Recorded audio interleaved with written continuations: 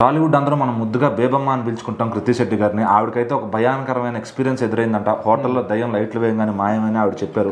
So మరి ఆవిడ experience ఎక్కడ జరిగింది, ఎప్పుడు జరిగింది? అంటే కృతి శెట్టి గారు ఉప్పెన సినిమాతో మన అందరికీ తెలుసు ఎంత మంచి సూపర్ డూపర్ హిట్ అయింది ఆ సినిమా అని చెప్పేసి.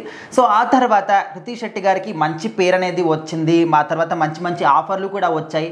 కాకపోతే ఉప్పెన రేంజ్లో మళ్ళీ ఏ సినిమా కూడా మంచి హిట్ అనేది తన ఖాతాలో పడలేదు.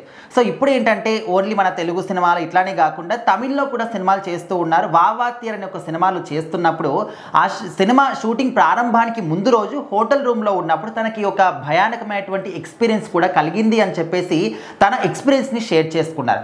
అయితే ఈ సినిమాలో కూడా ఏదైతే ఈ సినిమాలు నటిస్తూ ఉన్నారో అందులో కూడా ఆత్మలతోని మాట్లాడేటటువంటి ఒక క్యారెక్టర్ని తను చేస్తున్నారని చెప్పేసి ఈ యొక్క అనుభవం అనేది ఆ సినిమా క్యారెక్టర్కి చాలా చాలా నాకు ఎక్స్పీరియన్స్ అంటే మంచిగా ఉపయోగపడింది అని చెప్పేసి కూడా కృతి శెట్టి గారు చెప్పడం జరిగింది. సో అక్కడ ఏంటంటే హోటల్ రూమ్లో ఉన్నప్పుడు ఇంకా నార్మల్గా అందరూ పడుకున్నప్పుడు లైట్స్ ఆఫ్ చేసుకుంటారు కాబట్టి ఆ లైట్స్ ఆఫ్ చేసినప్పుడు మిర్రర్ ముందు ఏదో నిల్చొని కనిపించినట్టు తనకైతే అనిపించిందంట.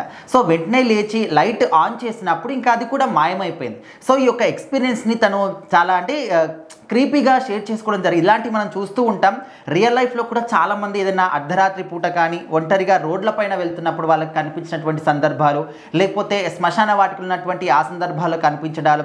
అండ్ అదేవిధంగా ఇలాంటి మనము హోటల్స్ అనేవి ఎప్పుడు ఏ విధంగా కడతారు, ఏ ఇయర్లో కట్టారు, అసలు ఆ ప్లేస్ ఎలా ఏది కూడా మనకు తెలిసి ఉండదు. కాబట్టి ఇంకా అవి మనము కొన్ని సందర్భాలు మనకు ఏదో కనిపించినట్టు, నీడలు కనిపించినట్టు, సౌండ్స్ వినిపించినట్టు ఇలాంటివి కూడా ఎక్స్పీరియన్స్లు అవుతూ ఉంటాయి చాలామందికి.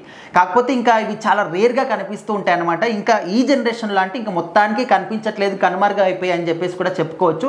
బట్ అక్కడక్కడ ఇలాంటి సందర్భాల్లో కూడా కొన్ని సందర్భాలు మనకు కనిపిస్తూ ఉంటాయి, వినిపిస్తూ ఉంటాయి అని చెప్పేసి మనము సోషల్ మీడియాలో చూస్తూనే ఉంటాం. కానీ కృతి శెట్టి గారు తను స్వయంగా ఎక్స్పీరియన్స్ చేశాను, చాలా భయం వేసింది. కాకపోతే నా పక్కన మా అమ్మగారు కూడా ఉన్నారు కాబట్టి అంతగా నేను దాన్ని ఎక్స్ప్రెస్ చేయలేకపోయాను. ఆ తర్వాత అంతా నార్మల్గానే అయిపోయిందని చెప్పేసి తను చెప్పింది. సో ఓవరాల్గా అయితే కృతి శెట్టి గారు చెప్పినటువంటి ఆ ఒక భయానకమైనటువంటి ఎక్స్పీరియన్స్ అనేది చాలా మంది కూడా షేర్ చేస్తూ ఉన్నారు.